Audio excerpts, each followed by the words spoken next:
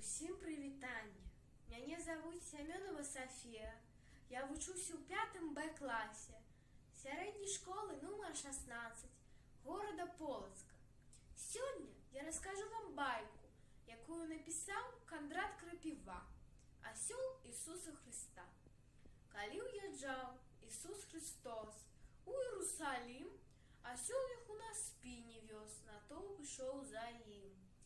Крычаў асаем на ўхвалу Збавителю свайму. І ў галаву прыйшло аслу, што гэта ўсё яму. І шлях усыпаны лісцём. Ён думаў, гэта мне. Ступаў, здаволены жыццём, па мяккім дыване.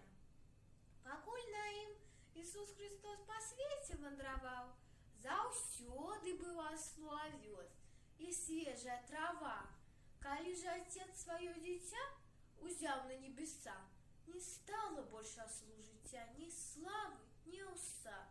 У пашане быў і на віду, а вось вам эпілог.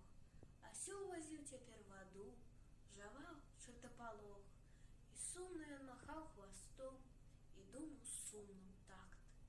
Калі я працаваў з Христом, усё было